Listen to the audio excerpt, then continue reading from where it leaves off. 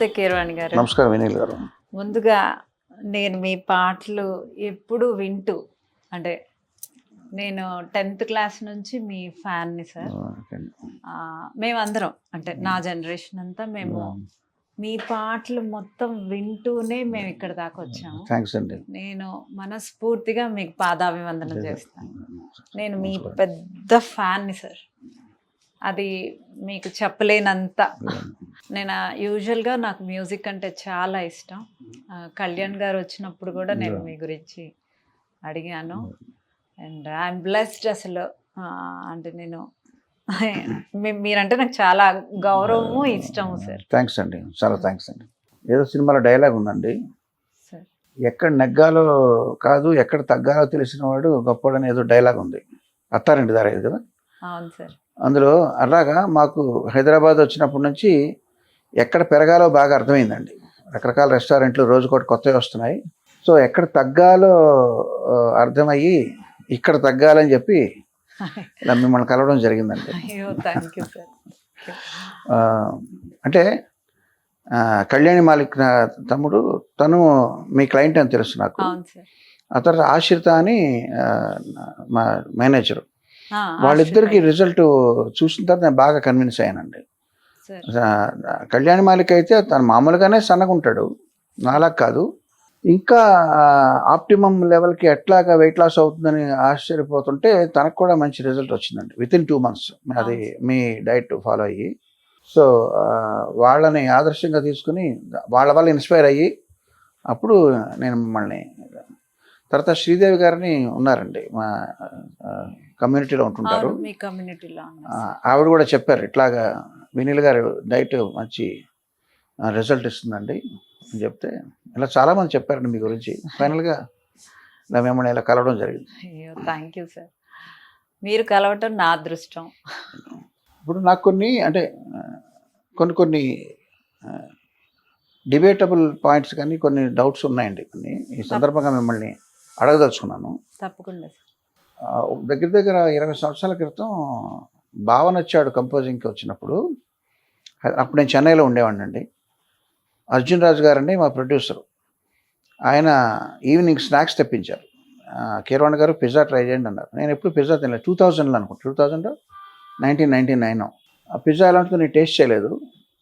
అప్పుడు తెప్పిస్తే చాలా డిస్గస్టింగ్ అనిపించిందండి. ఏంటి ఇలా ఉంది, అసలు నోట్లో పెట్టుకోలేకపోయారు. బట్ అందరూ తింటున్నారు కానీ నేను తిని ట్రై చేసి ఇప్పుడు ఓవర్ ద పీరియడ్ ఏమైపోయిందంటే సర్వసాధారణంగా అది మనకు అలవాటు అయిపోయింది. పిజ్జా కానీ గార్లిక్ బ్రెడ్, ఈ బర్గర్స్ ఇవన్నీ.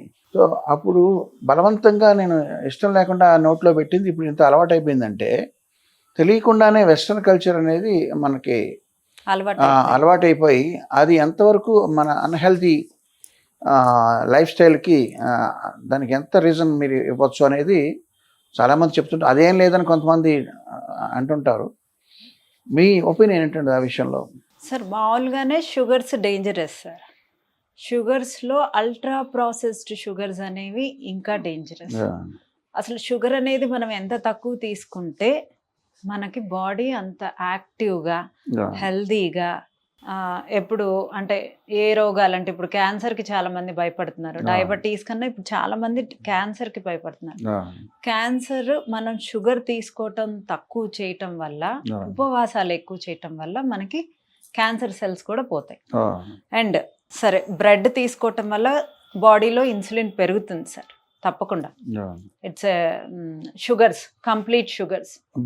బ్రెడ్ ఇంకా అందులో షుగర్స్ తప్పితే it's an empty calories. We don't have any vitamins and minerals. And కొంతమంది అంటే మీలాగే నన్ను ఒకళ్ళు క్వశ్చన్ అడిగారు సార్, కొంతమంది ఆల్కహాల్ ఇన్సులిన్ని లో చేస్తారు. సో ఆల్కహాల్ తీసుకొని మనం ఈ పిజ్జా తీసుకోవటం వల్ల బెనిఫిటే కదా అనే క్వశ్చన్ కూడా రేజ్ చేశారు సార్. ఆల్కహాల్ తీసుకోవటం వల్ల ఇన్సులిన్ అంటే ఓన్లీ బ్రెడ్ తీసుకోవటం వల్ల మన బాడీలో ఇన్సులిన్ ఫాస్ట్గా పెరుగుతుంది. If you take alcohol along with bread insulin low అవుతుంది. కానీ మీ liver processing work, liver damage ఎక్కువ అవుతుంది, దానికి భారం పెరుగుతుంది. సో ఇన్సులిన్ అంటే బాడీలో బ్రెడ్ తీసుకొని ఇన్సులిన్ పెరిగినా లివర్కి డ్యామేజే. ఆల్కహాల్తో బ్రెడ్ తీసుకొని అంటే కార్బోహైడ్రేట్స్ ఏవైనా తీసుకున్నా కూడా లివర్కే damage. So anything liver related మనం ఎప్పుడు హెల్దీగా ఉండాలి అన్నా, బాడీ హెల్దీగా ఉండాలన్నా నార్మల్గా అన్నం తింటూ పెరుగుతూ వచ్చాం కాబట్టి ఆ అన్నం కన్నా dangerous ultra processed food. So అంటే ఎక్కువ wheat based. Yeah, wheat based అయినా it's processed food. So bread కన్నా మనం జొన్న రొట్టె, జవారీ రోటీ. ఈ మధ్య అవేర్నెస్ పెరుగుతుంది కదండి బాగా, అవును సార్, ఆర్గానిక్ ఇవని. కానీ ఎవరిని నమ్మాలో ఎవరిని నమ్మకూడదో తెలియని పరిస్థితి ఉందండి ఇప్పుడు. మొన్న ఈ మధ్య హైదరాబాద్లో ఏదో కొంత ఫుడ్ పాయిజన్ అయ్యి కొంతమంది చచ్చిపోయారు. అవును సార్. చచ్చిపోతే గవర్నమెంట్ కూడా కొన్ని ఐటమ్స్ని బ్యాన్ చేసింది. అది ఏంటంటే అది ఏదో మైనీస్. సో అట్లాగా ఏ సోర్స్ని నమ్మాలి అంటే రోడ్ సైడ్ దొరికేదంతా కూడా బండగా ఇది మంచిది కాదు అని తీర్మానించాలా? అది అంటే లేదా మనం నిత్యావసర వస్తువులు కొనుక్కునేవి కూడా కంటామినేట్ అవుతున్నాయి, ఎక్కడికక్కడ కల్తీలు మొదలైనవి కదండి. సో ఇక్కడైతే మంచిది, ఇక్కడైతే మంచిది కాదని దానికైనా గైడ్లైన్స్ ఉన్నాయండి? యా సార్, ఎలాగో మనం కొనుక్కునే నిత్యావసరాలని మనం ఏమీ చేయలేము, మనం కొనాల్సిందే. అట్లీస్ట్ మనం తినేవి ఇంట్లో కుక్ చేసుకొని తింటే ఎలాంటి రోగాలు, ఎలాంటి భయాలు ఏమీ లేకుండా అయితే రెస్టారెంట్స్కి వెళ్ళొద్దంటారు. వెళ్ళొద్దు అన్నో, హైజెనిక్ ఉండే రెస్టారెంట్స్కి వెళ్ళమని అంటారు. లేదా అన్ని యూట్యూబ్లో ఉన్నాయి వండుకోవటం ఎలా అని, చక్కగా గెట్ టుగెదర్స్ ఇంట్లోనే పెట్టుకొని వండుకొని తింటే మంచిది, ఆరోగ్యకరం. అదేనండి, హోమ్ మేడ్ ఏదైనా సరే, హోమ్ మేడ్ ఫుడ్ మంచిది సార్. ఈవెన్ వాటర్ అయినా కానీ. వాటర్ కూడా చాలా మంది, కొంతమంది నేను తెలుసు అండి, ఎప్పుడు వాళ్ళ వాటర్ వాళ్ళే క్యారీ చేస్తుంటారు. ఎందుకంటే మినరల్ వాటర్ బాటిల్స్ అని మీకు బాటిల్ వాటర్, వాటిల్లో కూడా చాలా స్కామ్ ఉంది. వాటిల్లో పొల్యూటెడ్ వాటర్ నింపి ఇది చేసేస్తున్నారని చాలాసార్లు మీరు న్యూస్ చూస్తూ ఉంటారు. సో ఏది నమ్మాలో ఏది నమ్మకూడదో తెలియని పరిస్థితి అండి. ఏదైనా మనం ట్యాప్ వాటర్ అయినా తీసుకొని కాచి వడగట్టుకుంటే చాలు సార్, అయిపోయింది. అండ్ కొన్ని ఆల్కలైన్ వాటర్ యాడ్ చేసుకోవాలి. మనం డేలో 2 to 3 లీటర్స్ తీసుకుంటే ఒక 2 లీటర్స్ అన్నా 1.5 లీటర్ అన్నా ఆల్కలైన్ వాటర్ తీసుకోవటం వల్ల మనం హెల్దీగా ఉంటాం. అది అందరికీ అందుబాటులో ఉండేది. అవును, వేడి చేసి కాచి చల్లార్చి వడగట్టుకుంటే అయిపోతుంది. అందులో ఏమన్నా క్రిములు ఉన్నా చనిపోతాయి. చాలామంది వెయిట్ లాస్కి డైట్ చాలా మెయిన్ అండి. 75% డైట్ వల్లే అవుతుంది. మీరు జిమ్కి వెళ్ళి వర్కౌట్ చేయడం లేకపోతే వాకింగ్ వీటి వల్ల కంటే కూడా డైట్లోనే చాలా ఇంపార్టెంట్ ఉందని చెప్తారు. అది కాకుండా నిద్ర వల్లే, అంటే 8 hours 7 hours నిద్ర సరిగ్గా పోవడం వల్లే బాడీకి కావాల్సిన వెయిట్ మెయింటైన్ అవుద్దని చాలామంది ఈ మధ్యన అన్నారండి. మీ ఒపీనియన్ ఏంటి ఆ విషయంలో? నిద్రకి ఎంత ఇంపార్టెన్స్ ఇస్తారు మీరు? మంచి క్వశ్చన్ సార్. ఇప్పుడు మనం డైట్ 75% వర్క్ చేస్తాం కదా. ఇప్పుడు కారు 100 స్పీడ్లో 150 స్పీడ్లో వెళ్తే ఎక్కువ డ్యామేజ్ అవుతుంది. 50 స్పీడ్లో వెళ్తూ 24 hours వెళ్ళినా బండి డ్యామేజే అవుతుంది. స్లోగా వెళ్ళినా బండి డ్యామేజే అవుతుంది రెస్ట్ లేకపోతే. సో మనకెలా నిద్రతో రెస్ట్ అవసరమో మన కడుపులో ఉండే అన్ని, మన లోపల ఉండే ఆర్గాన్స్ కూడా రెస్ట్ అవసరం సార్. డైట్తో పాటు నిద్ర ఇంపార్టెంట్ అనేది 100కి 100% నిజం సార్. మాకు నిద్ర అనేది అంత ఇది ఒక పద్ధతిలో ఉండదండి. ఒక్కొక్కసారి మిడ్ నైట్ పని చేయాల్సి వస్తుంది. మాకేమి ముఖ్యంగా మా ఇండస్ట్రీలో ఒక ఫిక్స్డ్ టైం అంటూ ఏమి ఉండదు. ఇదేమి సెంట్రల్ గవర్నమెంట్ జాబ్ లాగా 10ంటికి వచ్చి 5ంటికి వెళ్ళిపోయే ఫెసిలిటీ లేదు. సో నిద్ర అనేది ఎప్పటికప్పుడు ప్రాబ్లం అవుతుంటుందండి. కానీ అది ఏంటంటే లేట్ నైట్ అయినప్పుడు దాన్ని కాంపెన్సేట్ చేయడానికి నెక్స్ట్ డే పగల పడుకోవడం ఏదో అట్లా చేస్తుంది. ఒక ఆయుర్వేద డాక్టర్ గారు చెప్పారండి నాకు, పగల పడుకోవడం అసలు మంచిది కాదు అన్నారండి. పగలు నిద్రపోవడం, మరి రాత్రి నిద్ర అయినప్పుడు ఎట్లాగో కాంపెన్సేట్ చేయాల్సి వస్తే పడుకుంటానండి. దాన్ని ఎంతవరకు మీరు సపోర్ట్ చేస్తారు? అసలు నిద్ర లేకుండా రెస్ట్లెస్ లేకుండా ఉండే కన్నా నైట్ పడుకోని వాళ్ళు అట్లీస్ట్ పగలు పడుకోవాల్సిందే, లేకపోతే అన్హెల్దీ అండ్ కంప్లీట్గా అన్హెల్దీ అయిపోతాం. సో దాన్ని గుడ్డిగా యా అనుసరించక్కర్లేదు. అక్కర్లేదు సార్. అంటే నైట్ నిద్రపోని వాళ్ళు అట్లీస్ట్ పగలు నిద్రపోవాలి. అంటే డైలీ మీరు పడుకుంటారు, మీకు వర్క్ ఉన్నప్పుడే నైట్ పడుకోరు. అవునండి. సో అలాంటప్పుడు కంపల్సరీగా రెస్ట్ అవసరం కాబట్టి పడుకోవటం ఇంపార్టెంట్ సార్. తర్వాత హైడ్రేషన్ తాలూకు ఇంపార్టెన్స్ చెప్తారా? హైడ్రేషన్ అంటే మన బాడీలో హైడ్రేషన్ కోసం వాటర్ ఎక్కువ తాగి దానిలో ఎలక్ట్రోలైట్స్ తక్కువగా ఉండటం వల్ల పెద్ద యూజ్ ఉండదు సార్. మనం తీసుకునే దాంట్లో పింక్ సాల్ట్, మెగ్నీషియం, పొటాషియం ఉండేలాగా చూసుకోవాలి సార్.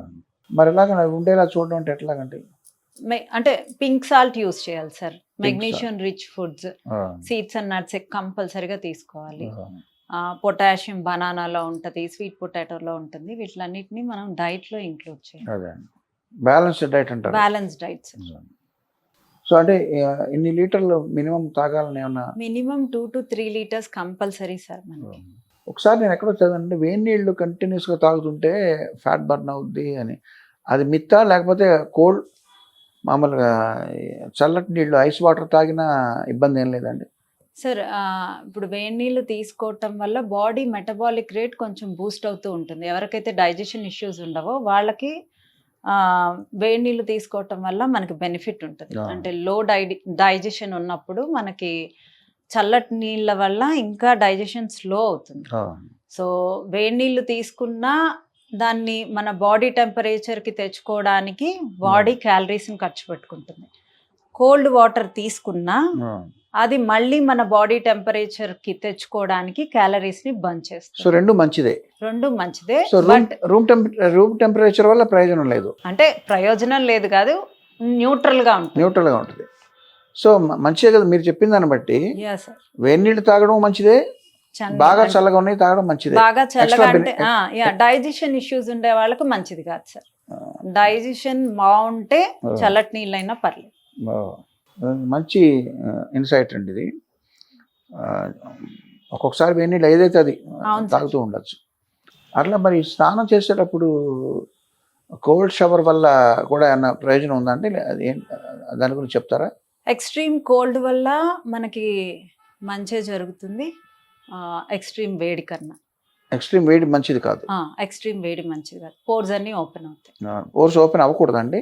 ఓపెన్ అవ్వకూడదు. మళ్ళీ క్లోజ్ చేయడానికి మళ్ళీ చల్లటి వాటర్ ఒకసారి మనం చేయాలి. ఇప్పుడు పోర్స్ ఓపెన్ అయితే మరి అది ఒక రకంగా టాక్సిన్స్ అన్ని వెళ్ళిపోవడానికి అది హెల్ప్ చేయదండి? అవుతుంది సార్. మళ్ళీ క్లోజ్ చేయాల్సిన బాధ్యత కూడా మనకే ఉంది. సో ఐదర్ కోల్డ్ షవర్ కానీ లేదా వేడి నీళ్ళు స్నానం చేశాక మళ్ళీ చన్నీళ్ళు చేయాలి. మనం ఎండ్ ఆఫ్ అంటే మన స్నానం అంతా అయిపోయాక ఒక 2-3 చెంబులు కోల్డ్ వాటర్ చేయాల్సింది. అంటే ఎక్స్ట్రీమ్ కోల్డ్ అండి లేదా నార్మల్ చన్నీళ్ళు? ఇది ఎక్కడ నేను చదవలేదు, ఎవరు చెప్పలేదండి ఈ విషయం. చాలా ఇంపార్టెంట్ అది. అవును సార్. నేను బాంబేలో ఒక డాక్టర్ని కలిశానండి. కలిసినప్పుడు ఆయన ఏం చెప్పారంటే 3 వస్తువులు మీరు మానేస్తే మీరు మీ లైఫే చేంజ్ అయిపోద్ది అన్నట్టుగా చెప్పారు ఆయన. అదేంటంటే షుగరు, మిల్క్ ప్రోడక్ట్స్, గోధుమ, ఈ 3 మానేయమని చెప్పారండి. సరే నేను అంటే ఎవరో అన్నారని అలా చెప్పారంటే ఎవరో చెప్పారు, ఫ్రెండ్ ఎవరో అన్నారు ఆ 3 మానేసి ఇంకేమున్నాయి తింటానికి అన్నారు. మన ప్రపంచం అంతా వాటి మీదే ఉంది కదా అని. ఇంకొక ఆయన ఏం చెప్పారంటే మీకు గళ్ళలుంగి తొడుక్కుని కూరమీసాలతో ఉన్నవాళ్ళు రౌడీ అని తెలిసిపోతారు. అలా కాకుండా వైట్ అండ్ వైట్ వేసుకుని తిరిగే వాళ్ళు కూడా చెడ్డవాళ్ళు అయి ఉండొచ్చు కదండి. వేషధారణ బట్టి మనం జడ్జ్ చేయలేము మనుషుల్ని. సో గళ్ళలుంగి లాంటిదే షుగర్, ప్రతి వాళ్ళు షుగర్ని తిరుగుతూ ఉంటారు. షుగర్ కన్నా డేంజర్ గోధుమ అని చెప్పి ఒకళ్ళు అన్నారండి. ఫిట్నెస్ కోచ్ ఎవరో అన్నారు ఆయన. సో అది మీరు ఏకీపిస్తారు దాంతో? సార్ షుగరు, గోధుమలు 2 ఈక్వలే సార్. అంటే ఈక్వల్లీ డేంజరస్ అని? అంతే. షుగర్ ఏ ప్లేస్లో నించుందో అదే ప్లేస్లో గోధుమలు, రైస్ అన్నీ నించున్నాయి సార్. ఇప్పుడు గోధుమలు కూడా ఇప్పుడు ఇదివరకు మనం చిన్నప్పుడు ఎప్పుడో 40 ఏళ్ల క్రితం ఉన్నప్పుడు అలా కాకుండా జెనెటికల్లీ మాడిఫైడ్ గోధుమలు ఉన్నాయండి ఇప్పుడు? లేవు సార్. అసలు గోధుమలు అనేవి లో గ్లైసిమిక్ కాదు.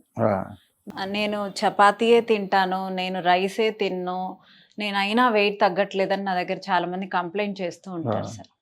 మీరు చపాతీ తిన్నా మీరు షుగర్ తిన్నా ఆ, ఒకటే, మీరు అవును. రైస్ తిన్నా ఒకటే, కార్బోహైడ్రేట్స్. కార్బోహైడ్రేట్స్. ఆ, మీరు స్వీట్ తిన్నా, ఆ, రైస్ తిన్నా, చపాతీ తిన్నా ఒకటే. ఆ, లో గ్లైసిమిక్ ఉండే ఫుడ్స్ లైక్ ఆ, కొర్రలు, ఆ.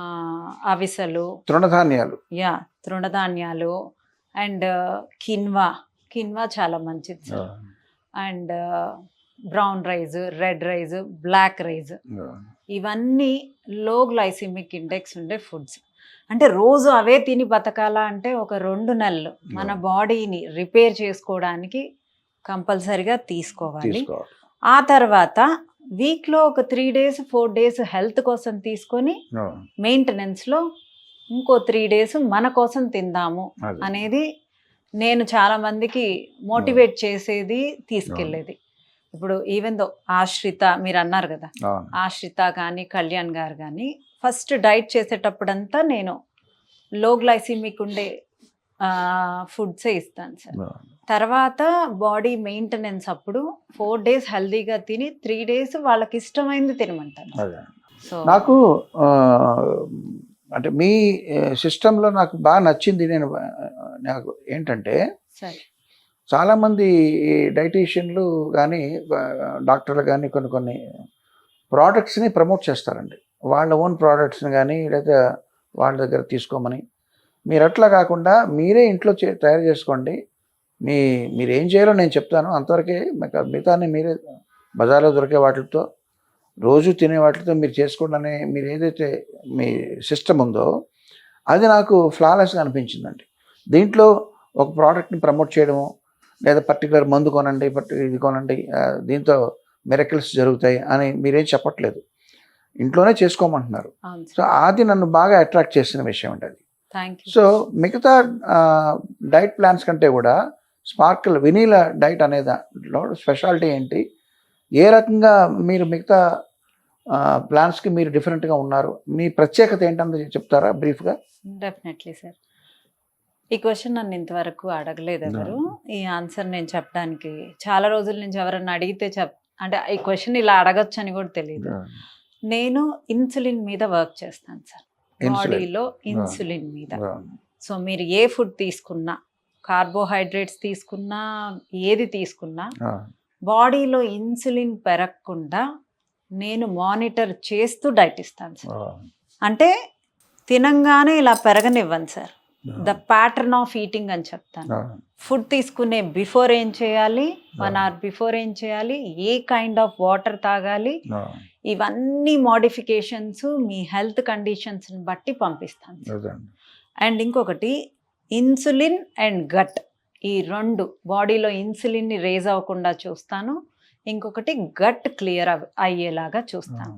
ఈ 2 ఫార్ములా వినీలాస్ ఫార్ములాస్. అంటే నా డైట్లో నేను ఏ కైండ్ ఆఫ్ మెడికేషన్స్ ఇవ్వను, నేను నా దగ్గర నుంచి ఒక ప్రోడక్ట్ కూడా పంపించను.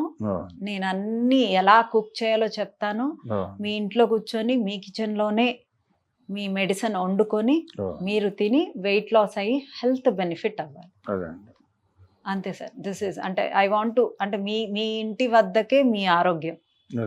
ఏమైనా ఇప్పుడు మీతో జర్నీ స్టార్ట్ అయింది కాబట్టి ఒక 3 నెలల్లోనో ఎప్పుడో హరిహర వీరమల్లు అనే సినిమాకి నేను మ్యూజిక్ చేస్తున్నానండి. దాని తాలూకు ప్రీ రిలీజ్ ఈవెంట్లో సార్ కొంచెం ఏదైనా ఒక పాట నేను ఎనర్జెటిక్గా పాడగలిగే ఆ పరిస్థితి నాకు వస్తుందని నేను ఆశిస్తున్నానండి. తప్పకుండా. సో అందుకు మీ సహకారం ఉంటుందని నేను అనుకుంటున్నాను. అయ్యో నా అదృష్టం. జనరల్గా నాలాంటి వాళ్ళని పక్కన పెడితే నేనేదో కొంచెం కష్టపడి జీవితంలో పైకి వచ్చి మళ్ళీ కొన్ని కారణాల వల్ల ఈ అనారోగ్యం ఇప్పుడు అనారోగ్యం అని ఎందుకు అంటున్నానంటే, ఊబకాయాన్ని అది లైఫ్ స్టైల్ ప్రాబ్లం కానీ అది డిసీజ్గా దాన్ని పరిగణించకూడదని కొన్నాళ్ళు అన్నారండి. ఇప్పుడు దాన్ని డిసీజ్గా దాన్ని గుర్తించారు ఈ మధ్యనే, నేను న్యూస్లో చదువుతాను. సో ఏదైనప్పటికీ ఇది భౌతికంగా హెల్త్ మీద ఎంత దెబ్బ కొడుతుందో మనోస్థైర్యం మీద కూడా చాలామంది యంగ్స్టర్స్లో వాళ్ళ సెల్ఫ్ కాన్ఫిడెన్స్ని దెబ్బతీస్తుందనే విషయం నేను గమనించానండి. సో ఏ రకంగా సరే హెల్తీ లైఫ్ స్టైల్ అన్నది మనకి అవసరం అన్నది సమాజానికి అవసరం అనేది చాలా అది ముఖ్యమైన ఇదండి. సో దానికి మీరు మీలాంటి వాళ్ళు మీ గైడెన్స్ దానికి ఎంతో ఉపయోగపడుతుంది. నేను చాలా హ్యాపీ ఫీల్ అవుతున్నాను. Thank you. సో నాకు ప్రత్యక్షంగా నాకు ఏమైనా దీనివల్ల బెనిఫిట్ కలిగితే అది చాలామందిని ఇన్స్పైర్ చేయాలి, చేస్తుందని నేను ఆశిస్తూ, నేను ఏ పని కూడా మొదలుపెట్టి మానేస్తానని అంటున్నాను. నన్ను నా మీద ఒక కంప్లైంట్ ఉందండి. సరే. మా వాళ్ళు ఏదైనా కొత్త స్టార్ట్ చేస్తే ఎన్నాళ్ళు ఉంటుంది, ఇది 2 రోజులా 3 రోజులా అని అడుగుతుంటారు. సో అట్లీస్ట్ 2-3 నెలలు మీ గైడెన్స్లో నేను ఉండి, నేను చెప్పాను కదండి ప్రీ రిలీజ్ ఈవెంట్లో సరే. మంచి పాట పాడాలి, కొంచెం ఎనర్జెటిక్గా పాడాలని చెప్పి. సో అది నేను ఒక షార్ట్ టర్మ్ గోల్గా పెట్టుకున్నాను. మరి చూద్దాం మరి ఏం జరుగుతుంది అన్నది.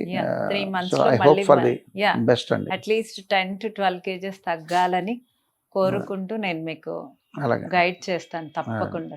చాలా సంతోషం అండి. Thank you sir. థ్యాంక్స్ అండి. Thank you.